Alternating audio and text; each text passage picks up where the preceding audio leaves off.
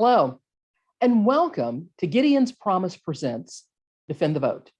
I'm Candace Presley, Director of Community and Public Affairs for Atlanta's WSB-TV, executive producer of the community news program People to People. As you might know, I am passionate about serving my community and working to make the world a better place. I serve on a number of boards in Atlanta and have been a staunch advocate for community empowerment. I love what Gideon's Promise is doing to better communities. Gideon's Promise is dedicated to providing training, community, and support to public defenders who are more often than not underpaid and overworked in their tireless fight to end mass incarceration.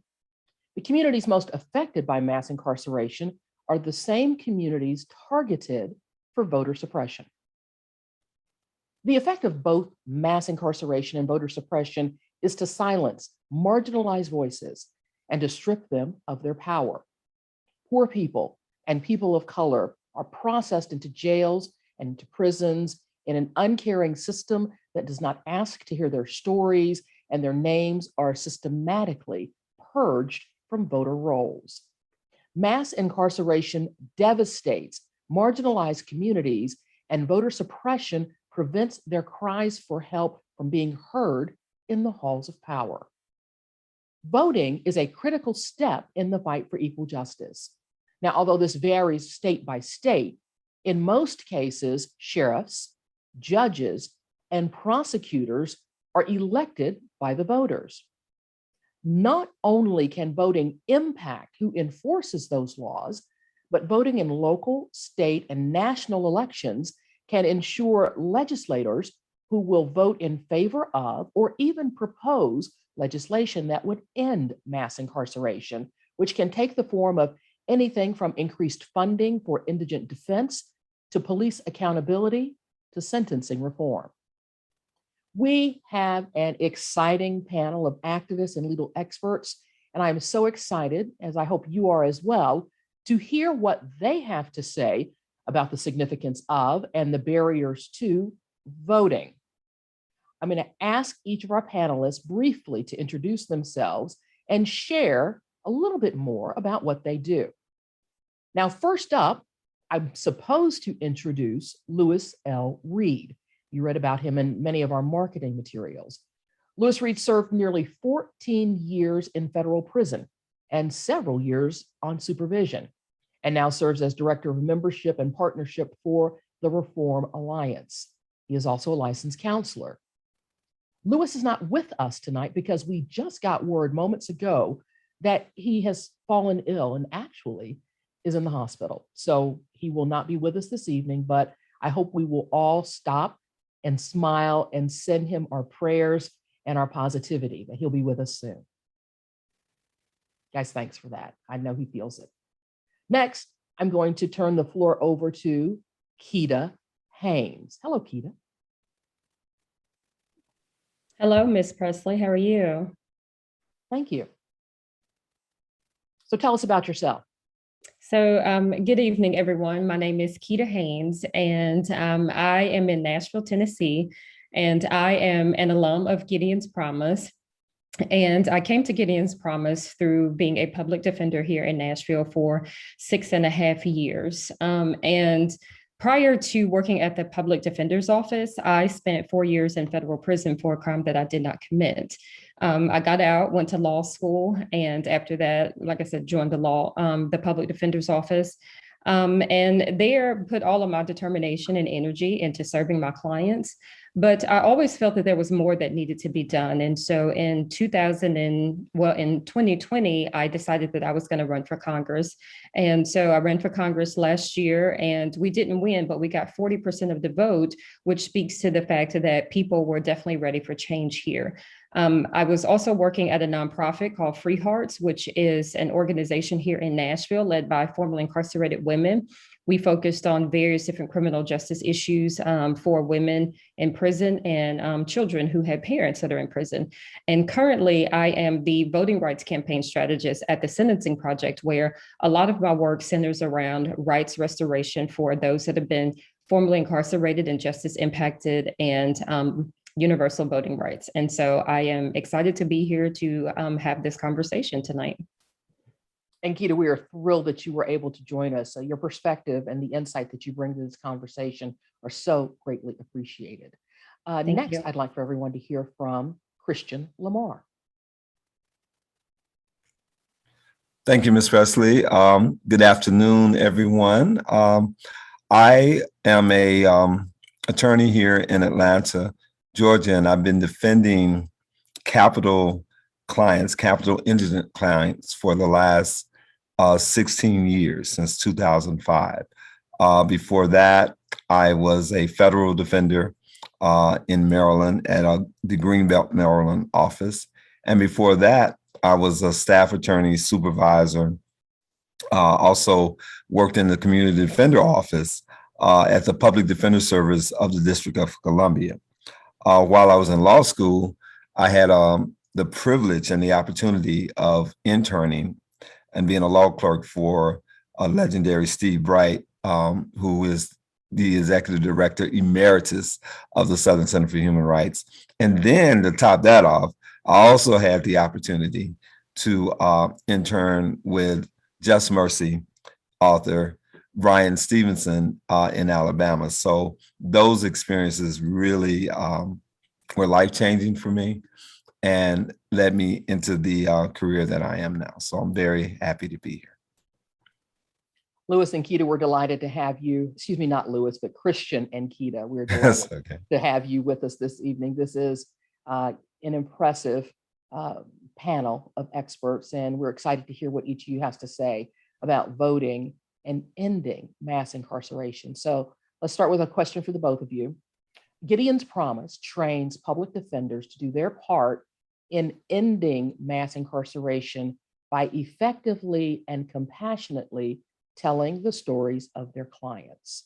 This client-centered approach to public defense is critical because mass incarceration hinges on individuals being stripped of their unique personal truths and being processed as nameless, faceless bodies.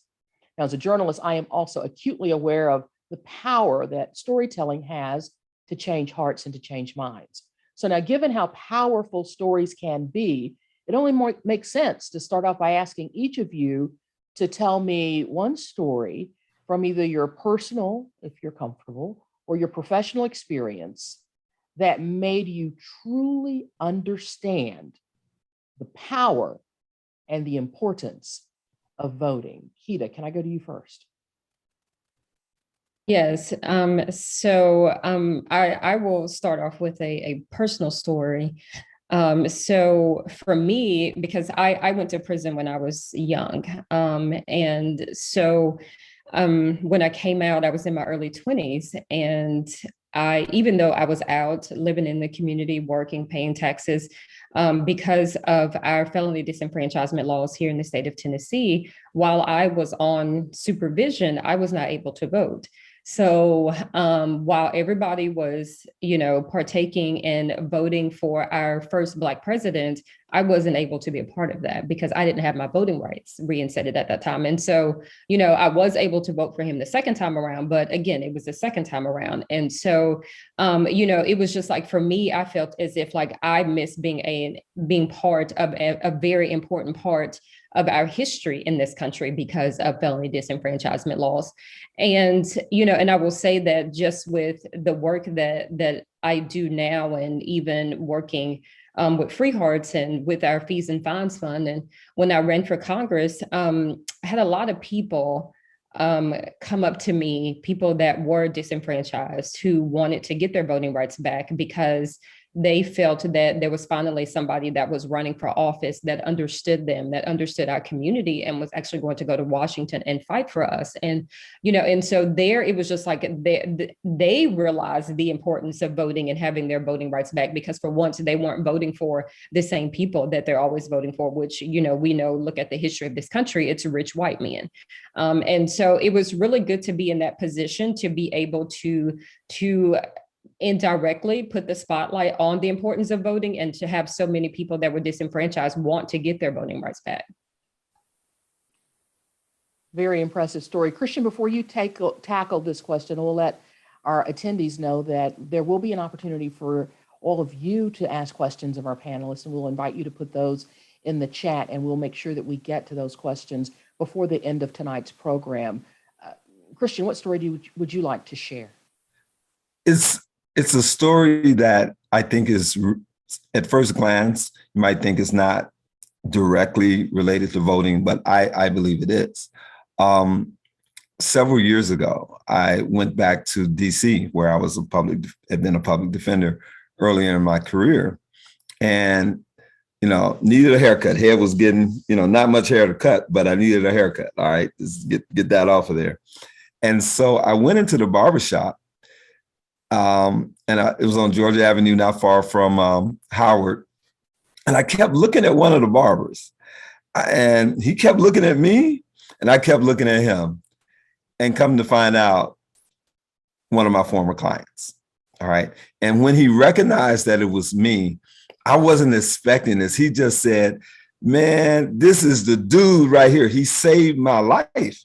And I'm like, yeah, I mean, we did win our case, but I was like, yeah, but I didn't understand the whole saving his life part. And then he said, "Mr. Lamar," and then a good friend of mine who's gone on to glory, Brian Roberts, who also did work in DC on reentry stuff at the community defender office. He said, "Mr. Lamar, Mr. Roberts got the evidence suppressed, and Mr. Lamar won the trial, and I was acquitted." And he said, "Mr. Lamar," he said, "I got convicted of another crime later, but because you and Mr. Roberts had won those cases, I wasn't a 3 strikes guy." And he said, "I ended up doing a few years and said, let me show you my daughter.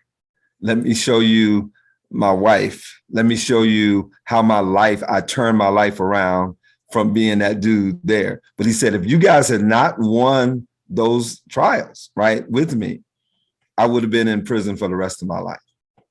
And I think y'all know where I'm going with this. In the last maybe 5-10 years, maybe Ms. Haynes, that we've had a sea change in terms of people looking at, like, realizing that those 3 strikes laws were totally wrong policy. And our elected officials and many people, if you read a friend of mine, James Foreman's book, Locking Up Our Own, he really delves into the policies and where they came out of fear in the 90s. Now, in many states, they've thrown those out. Those 3 strikes you're out, because people realize, and they're voting for people who are saying, no, we don't need 3 strikes. We need education. We need reentry programs. We need things that are we're taking, even here in Georgia, we're taking the box, asking if you have a felony conviction away. So voting for people who, as Keita said, and as you said, Ms. Presley, advocate those type of policies, I'm seeing how that makes a great effect on folks, because 3 strikes, that was in my opinion, it was cruel, and it was dumb, because you could have had a bag of crack, selling it, then maybe you were carrying a gun, right? So that's 2 felonies, right? And then your 3rd felony is maybe you got into a fight with somebody and it's a felony battery. And next thing you know, you're doing life in prison. So voting to put people in who understood that was a very backwards policy, I think, is directly part of what we're talking about. Indeed it is. Ms. Haynes, incarceration is one of the oldest forms of voter suppression. It's estimated that some 2.2 million people are disenfranchised, and we were just talking about this, state laws that restrict voting rights even after an incarcerated person has completed a sentence. In your work facilitating reentry and voting rights restoration for formerly incarcerated individuals, have you run into any barriers for folks who were seeking to get registered and exercise their right to vote? And if so, how did you overcome them? So yeah, there are tons of barriers, because At the Sentencing Project, we are a research and advocacy firm. And so, yes, that 2.2 million people that are disenfranchised, that are in the community, that's a number that we know very well. But also at Free Hearts, like we actually walk people through the process in order to help them get their voting rights reinstated. And so that's where you see all of the barriers. And like I mentioned, here in our state, in the state of Tennessee, once you have been released from incarceration, from your sentence, you still have to complete your probation or your parole, pay all your fees and fines, restitution if you have it. And Tennessee is the only state that has an additional component of that. If you have to pay child support, you have to be current on it. So all of those are barriers right there. And, we know that Black people are disproportionately impacted by felony disenfranchisement laws at a rate that is higher than, our white counterparts. And, when we look at the LFOs, which is the legal financial obligations, and the people that are being impacted by the criminal legal system, they don't have the money to pay all of these fees and fines in order for them to be able to get their voting rights reinstated. We even saw this happening in Florida, where, when the state down there, when they passed Amendment 4, but then the legislature comes back and was just like, yeah, no, you're going to have to pay, these fees and fines. And there was really no mechanism down there in place in Florida for people to even figure out how much they owe. And so the thing is that, one of the things that I always said is that people should not have to pay off the state to be a part of our democracy. Democracy works best when all of us are able to be a part of it. Democracy includes everyone, and particularly those of us that are from Black and brown and low income communities that have been impacted the most by mass incarceration. And so one of the things that I would say is that a way that we can eliminate these barriers, I don't know if anybody was watching today, I was, the Senate had a great opportunity to do just that today with the Freedom to Vote Act, because there was actually a provision in the Freedom to Vote Act that dealt with felony disenfranchisement. And essentially what it said was that in federal elections, once people had, were finished with their sentence, they would automatically be restored and could vote in federal elections. And so here we have, again, the Senate Republicans stopping anything related to voting from moving forward, and particularly something that's going to be able to be beneficial to our communities. Another thing that we could do to eliminate all of this is one of the things that we believe in at the Sentencing Project is universal voting rights for all. And that is that you are able to vote regardless of a felony conviction and regardless of where you are. Again, democracy includes everyone and democracy needs everyone. And our democracy is the strongest when everyone is able to participate. And so, there are several states that are working on universal voting rights. Illinois is one of them. They're pushing their bill through right now as we speak. New York is working on it. They have to do a ballot initiative. Oregon also tried to do it. It got hung up, on, just some other issues there in their Senate. And so there are states that are talking about this, and even it's been talked about on the federal level. Representative Cori Bush, she introduced an amendment back, when we were talking about the John Lewis Act, she introduced an amendment, Amendment 1, that specifically had to do with people that were in federal custody to be able to vote. And there are other representatives that we are hearing that are talking about this, that are interested in introducing legislation of that effect as well, too. And so that's great that we're starting to really hear about it. And so for me, as we talk about this, because of course, we're talking about voter suppression in every shape and form, size in this country, and particularly as it relates to, access to the ballot for Black people. But for me, I say that it's important that as we are, arguing about, whether people can bring water to somebody, in a line, you guys know that very well, cutting out polling locations at certain times, that I think that it's important that we remember that felony disenfranchisement is the biggest form of voter suppression. All of the other laws that have been put in place to keep Black people from having access to the ballot has been ruled unconstitutional, except felony disenfranchisement. And I'm not going to go into the history of felony disenfranchisement, but we all know that the felony disenfranchisement laws came into place right after the Reconstruction period, again, to strip the power from the Black and brown communities. And so, like I said, as we are talking about felony as we're talking about voter suppression, we need to also uplift felony disenfranchisement, because we have over 5 million people that cannot vote in this country because of a felony conviction on their record. If that is not voter suppression, I don't know what is. Ms. Haynes, it sounds as if you're describing something that is akin to a vicious circle, because in order to change the laws, especially for systemic reform at the federal level, we need to change the lawmakers who are voting on the legislation. But with 5 million voters who are currently disenfranchised from voting in federal elections, it's almost as if there's no way to get it done. How do you not be discouraged in your work with the way things are right now? And it's easy to be, it really is. Again, like I said, seeing that, Congress had the perfect opportunity to do something about voting today, and we had the Republicans, once again, keep it from moving forward. So, but the thing is that I do understand that, this is not about me. And so as long as I keep the focus on what it is that I am doing and continue to walk in that purpose and not focus on me, then I think for me personally, that is how I continue to keep going in this fight. I always, say the work continues, because it does, and there's so much work to be done.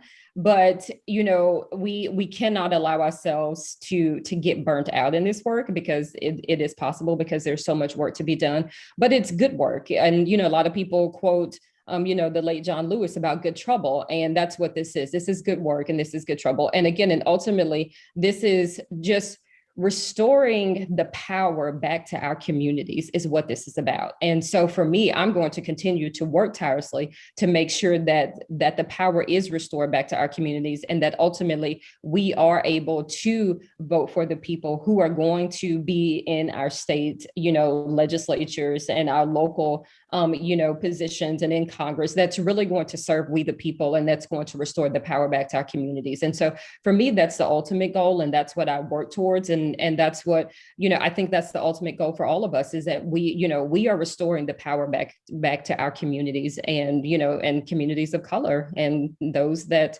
have been disenfranchised by mass incarceration. Mr. Lamar, you work with Gideon's Promise to educate public defenders. As public defenders grow and learn, do you see them becoming more politically engaged and active in community efforts like the preservation of voting rights? And if so, why do you think that is? Well, yes. I mean, absolutely, yes. Ms. Haynes is a clear example of that. And I think across the nation, you have former public defenders, present public defenders who are running for judgeships, running to be the district attorneys. And I think it's a coming of age in that sense. Whereas that most of us who became public defenders, we saw ourselves as having an impact. And I think for many of us, we realized that in the courtroom, fighting for our clients is a brilliant and powerful thing, but it just doesn't end there. It cannot end there. It is a very multi-pronged fight. And I do want to talk a little bit about history a little bit, because I think Ms. Haynes is right. It is my position that the death penalty is a legacy of slavery. Even though in this country, we do execute folks of other ethnicities besides African Americans, but it still doesn't change the fact that this is a legacy of slavery. It's kind of like when anybody who's watched Ava DuVernay's 13 and listen to Brian Stevenson say, slavery didn't go away, it just evolved. And so in terms of what Ms. Haynes is talking about in terms of mass incarceration, felony disenfranchisement, these are legacies that are still here. And there's this favorite, I forget where it's from, but I heard it and I thought it was so powerful. They said that Harriet Tubman was alive when Thomas Jefferson died, and Ronald Reagan was alive when Harriet Tubman died. And it just it's like, because we like to think about that as ancient history, right? But those legacies are really present.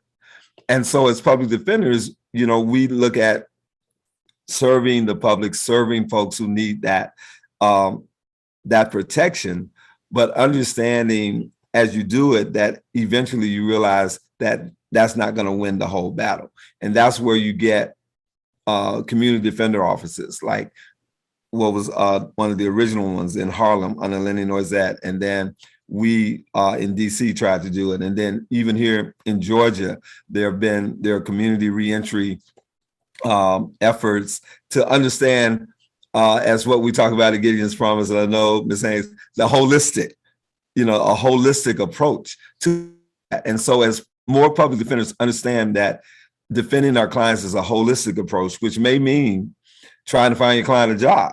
All right. Because guess what? If you win the case and get that particular client out of jail, and the only opportunity waiting for that client is possibly to do something illegal to feed their child or to try to have a place to live, then it's just a vicious circle. Because you're dealing with a system that doesn't understand that. So it is upon us to realize that this is a holistic type of fight. And so many public defenders are realizing that, yes, what I do in the courtroom, what I do with community defender office is great, but I need to go be a lobbyist. I need to be a judge. I need to run for Congress. So I think that's different from the way people were thinking maybe even 20, 30 years ago when I first came in. You got to have the power to make the change. Yes. Ms. Presley, can I add something to that? Absolutely. Being a public defender that did run, for office, it's exactly, what Christian is talking about. I was in that courtroom each and every single day and saw all of the issues, saw all of the struggles that my clients were dealing with. And I came to the realization is that I had to do more. And you start to see the intersectionality of these issues is that, the criminal justice system, it doesn't operate in silo. We have, the education system with the school to prison pipeline. We've got the, an economic situation. People are unemployed, people are underemployed. We have this whole healthcare, situation where, Black people are not able to get adequate healthcare. And so when they are addicted to drugs, we send them, they're sent to prison and white people are sent, to treatment, and there are so many other issues that plague our communities. And so when you're really client-centered and when you are really there with your client and not just your client, because being client-centered means that it's about the community as well, where your client's coming from, you start to see the intersectionality of it. And you start to say, what, by the time my client gets to me, there are so many other things that have gone wrong in their lives. And who is dealing with these issues? Who's talking about these issues? Who's making these issues better? Because maybe if they had the jobs that they needed, maybe if they had the education that they needed, maybe if they had the housing that they needed, then they wouldn't be coming to me in the criminal justice system. And so, it's one of the things that I talk about in my book that is about to be released in a month on November 16th is that we have to get to the point where, it's this illustration, and I read it in another book. And it was saying that it's like somebody is throwing babies out the window, and we as public defenders, we get comfortable catching the babies. And we get so good at catching these babies and passing them off and catching the babies and passing them off. But we have to stop and we have to say, who the hell is throwing these babies in the first place and why? So we have to look beyond just the criminal legal system as to why people are coming in. And then we've got to, whether we do it ourselves or whether we are, working with organizations in the community that are addressing those issues, but we have to be connected and we have to be able to recognize that this is not operating in silo, that there's an intersectionality to all of this. And I know you got to move on, Ms. Presley, but I want to add on to what Ms. Haynes was saying. And also as public defenders, I think one of the things, Ms. Haynes, that we're taught is like, fight. Okay, and you learn how to fight, and you should know how to fight. But over a period of time, a lot of times, you're not in trial. And a lot of times your client is saying, Mr. Lamar, I just want to go home. I just need to go home. And you're like, no. We're going to go in here and no. As John Rappin always says, it's about the client. And one thing that I've began to realize over these decades of being in this fight is that just like when you're fighting for a client, you look for common ground, possibly with the prosecutor, in terms of resolving the case and making sure. So what has been happening, I think, a good thing, and where there are folks maybe of the other different political persuasions that for whatever reason, it might be about economics, it might be about people coming to understand the opioid crisis, right? That, oh, wow, we need to look at this a different way.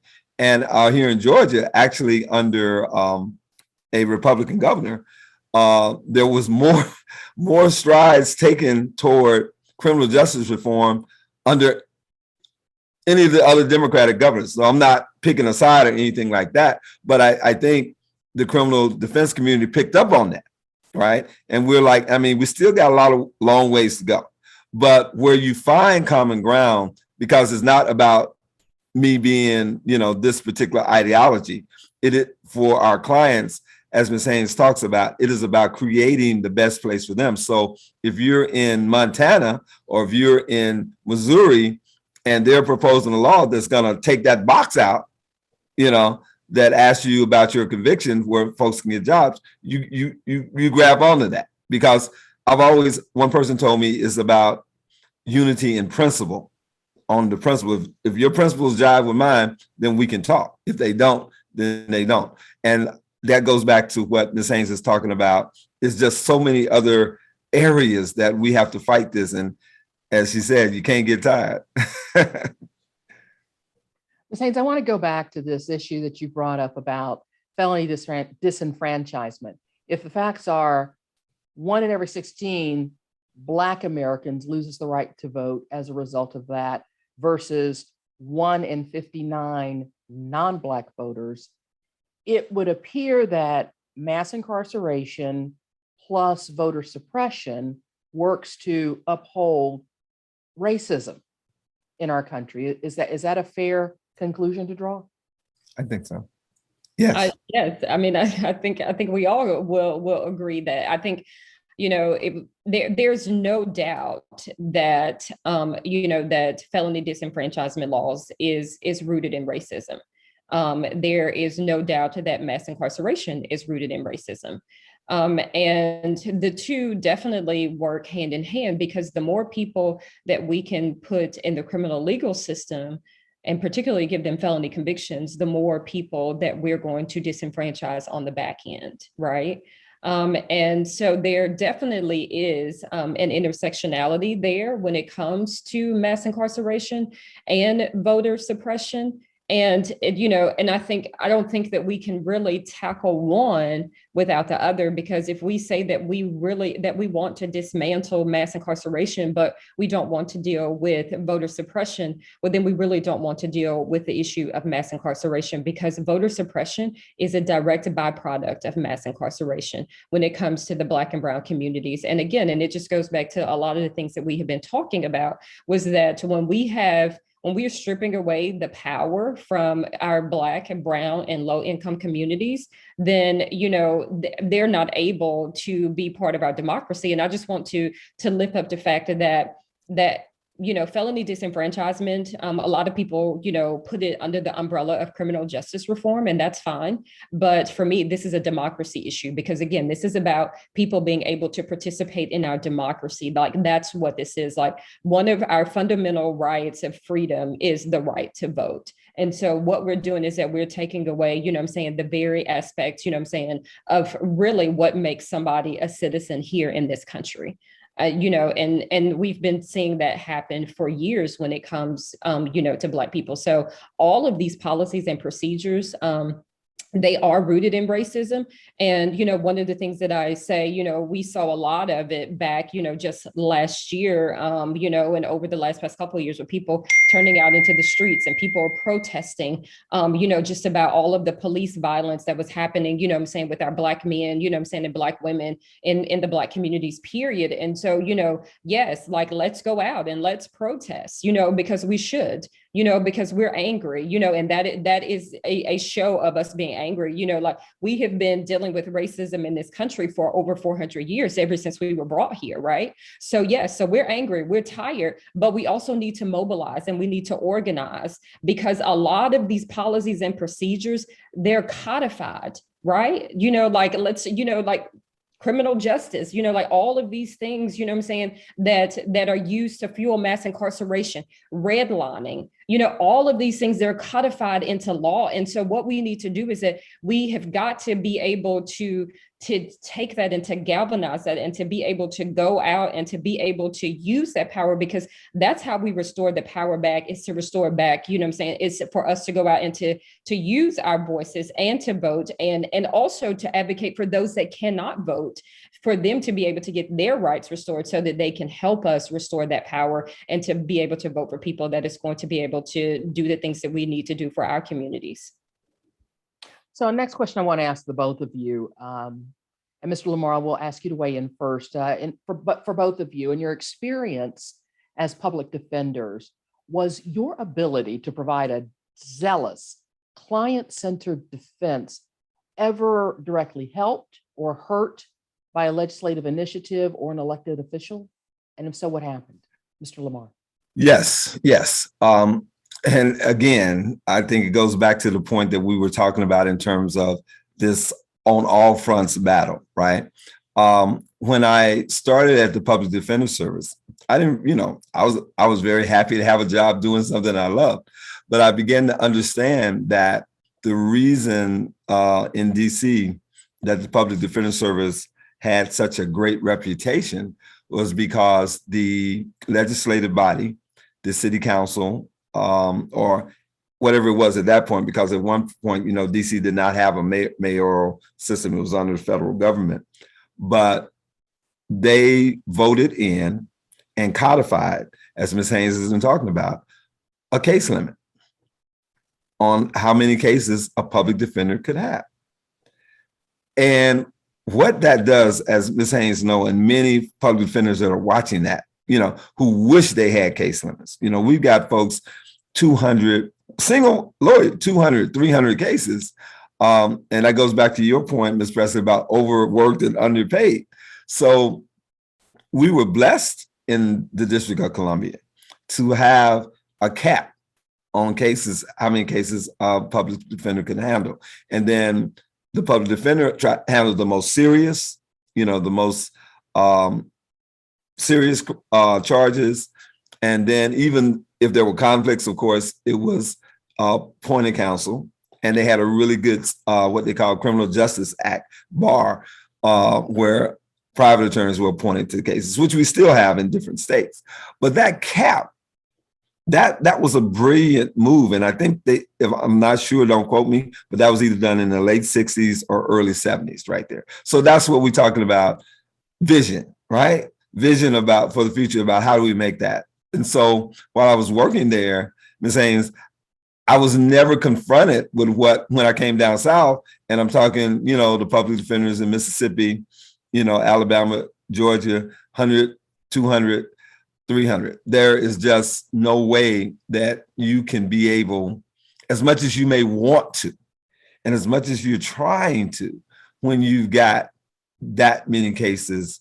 So yes, that's a place where it helps. Also in Georgia, the Indigent Defense Act that was passed in 2003 that created a more cohesive public defender system, and also created a capital defender system. Those were places where, again, vision and also the tenacity to keep fighting to change it and to get those codified. And Ms. Haynes is so right about good, voting for the right people who are going to do something, who are going to make, this criminal justice system change in a way that is significant, that impacts not only our clients who we defend, but also, one of the things that we also know as a public defender, many times the quote unquote, victims of allegedly our clients are also sometimes really caught up in the criminal justice system also. And especially in terms of families. So it is such a holistic battle as well as a holistic way. And the other place that I see in terms of different laws, the lobby, right? We need to have public defenders, former public defenders, right there with the prosecutors lobbying, right? Again, we're trained that, coming in 30 years ago, folks say, that's not what we do. Well, we need to do that. Ms. Haynes, you want to weigh in? I could not agree with you more. And I will say that I don't know if it was just because of everything that I experienced, going through the criminal legal system, is that when I came to the public defender's office, I brought those things with me. And, like you said, there's definitely been vision, definitely been evolution, because people were not talking about these things. And it was just like, we deal with the courtroom and that's it. Like, we don't deal with anything else, we're not social workers, and there was a lot of pushback. There was even pushback about talking about race. I was told, that race was a social justice issue that didn't belong in the courtroom, right? And so, thank God for, for evolution, around these things, for the sake of the people that have to have a public defender because they cannot afford, a private attorney. So, again, thank God for that. But, I'm going to preface this with this. I don't believe in progressive prosecutors, period. There's nothing that anyone is going to say to me that is going to convince me otherwise. Those two words just don't go in the sentence together. But I say that to say is that here in Nashville, we have a prosecutor that likes to think that he is progressive. And so he would, have these policies at his office, like they weren't going to be prosecuting, a certain amount of marijuana. Well, you guys weren't doing that anyways, and so my thing is that do something that's going to be beneficial. Like, I don't need somebody in this office that is going to be doing anything that's performative, right? Because we're talking about people's lives, we're talking about people's liberty here, and so they would come up with different policies and procedures, to look like they were progressive, but I mean, really and truly, they were not. Our legislator,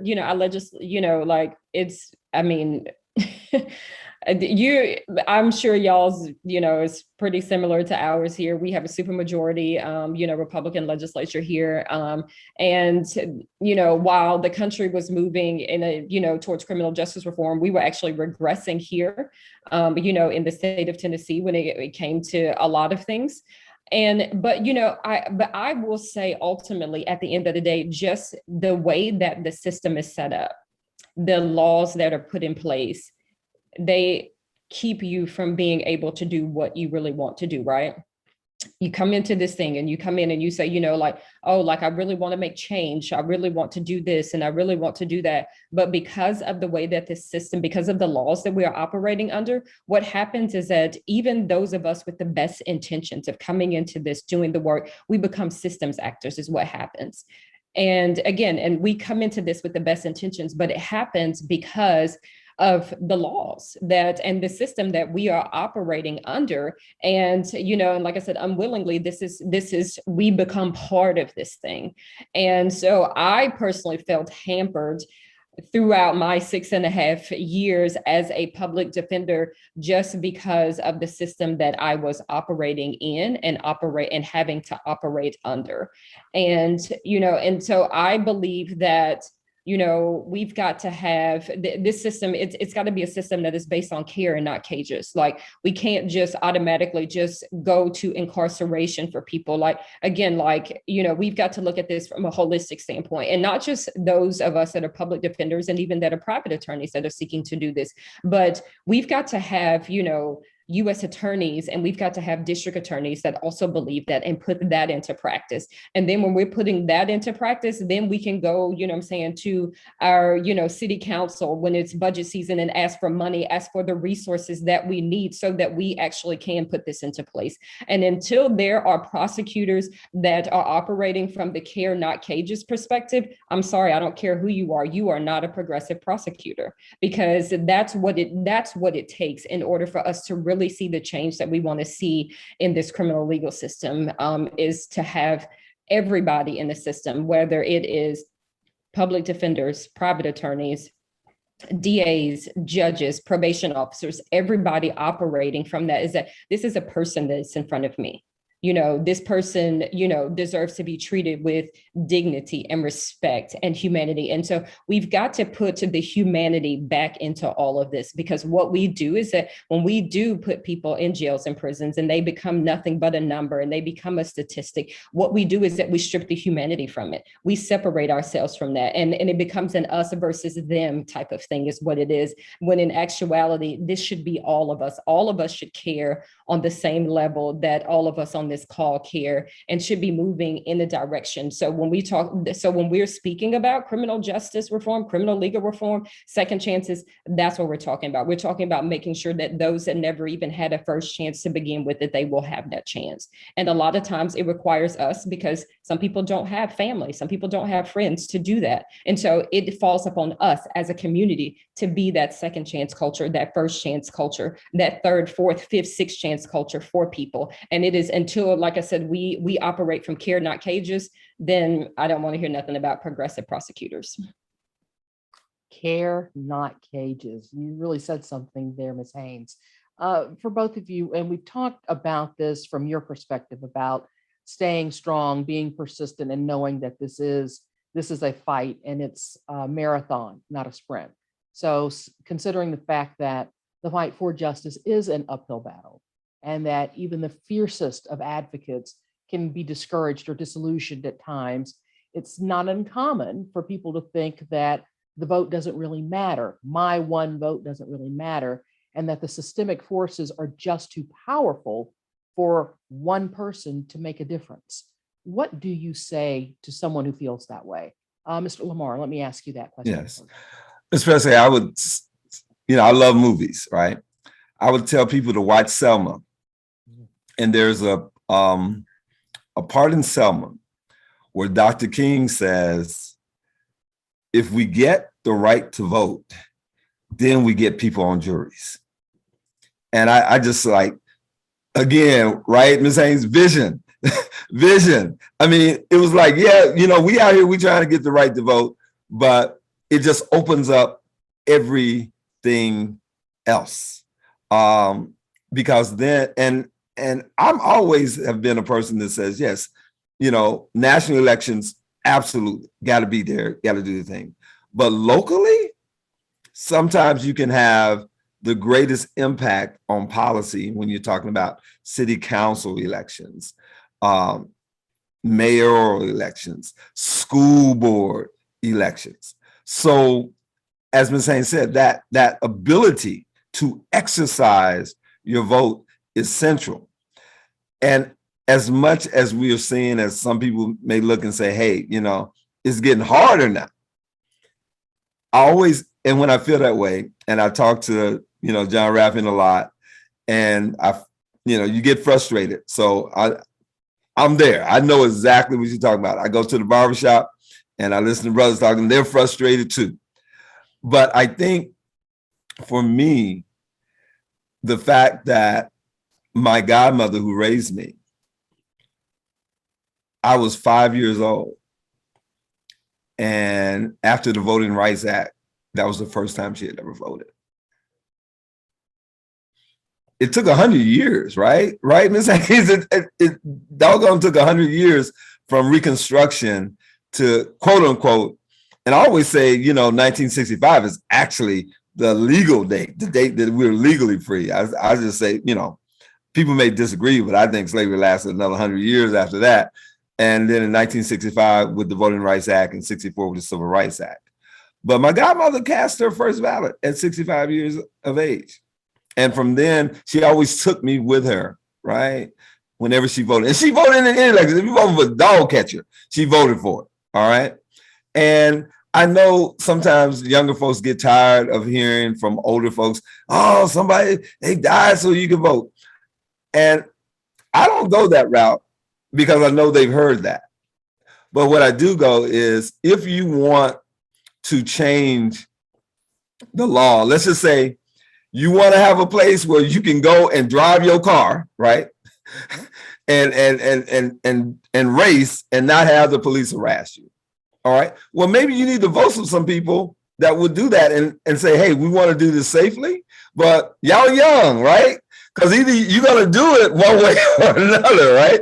Folks are going to do that. So you 18, 19, 20, you need to vote, get registered to vote for things that affect you. You know, I don't know, Ms. Haynes, if you remember a few years ago, maybe 5, 10 years ago, there was all these laws popping up about citing or arresting black kids.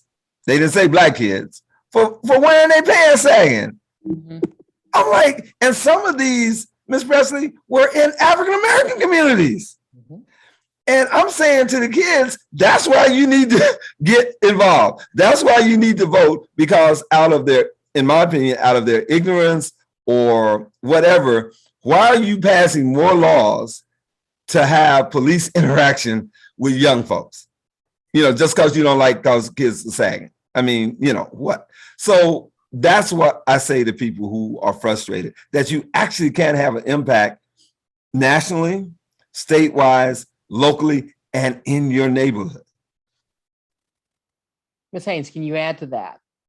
So, you know, I'm reminded of, you know, something that Martin Luther King Jr. said, and it's, you know, not a lot of people remember this particular speech, but he said, give us the ballad and we'll take the South. You know, and so that's kind of like the premise that I come from. But it's important that when, you know, when we're talking to people who do feel discouraged and people who are, you know what I'm saying, feel as if like my vote, you know, is not going to make a difference. The question is why? You know, why do people feel that way? You know, and that was one of the things that, you know, that I did when I was running for office, you know, before COVID, was that, you know, you got to meet people where they are. And so, you know, I would be in the mall and would just like be randomly talking, you know what I'm saying, to some people and would just ask them, you know, like if they were registered to vote and if they planned on voting. And, you know, and you would get some of them that would say, no, I'm not. There would be some who would, you know, tell you why they were choosing not to. Because first of all, you know, when we're coming to people and we're trying to tell them, you know, well, you need to exercise your right to vote, that it is important to vote. Well, first of all, we need to understand why people feel discouraged, you know, about voting in the first place, right? And then, you know, we do hear a lot where people say, oh, well, you know, your ancestors, you know what I'm saying, died and gave blood, sweat, and tears, you know, in order for you to vote, you need to do that. And that's fine. And they did, you know, and I respect that and I appreciate that. But I think, too, we also have to give people somebody that they want to vote for. And it's what I said in the beginning, is that people are tired of voting for the same people over and over and over again, because they look at the history of voting, the people that we voted for, they've been in office, and what have they done for us and what have they done for our communities. And when we give people somebody to vote for that they are excited about, people will turn out. They don't need to be encouraged to come out and vote. People will come out, people will turn out, people will vote, they will use their voices because they are excited. And it is someone that they feel understands them, that understands their communities, and is going to be in this office, and it is going to be beneficial for them. And so that is, I think that is key. I think that it is important that we remember that, is that, you know, all of these, you know, electoral organizations that are out here that are, you know, finding people to run, and, you know, we want Black women to run, and we want, you know, women to run, and we want this person, that person. But, you know, but I think that we also need to raise up people from the community, right?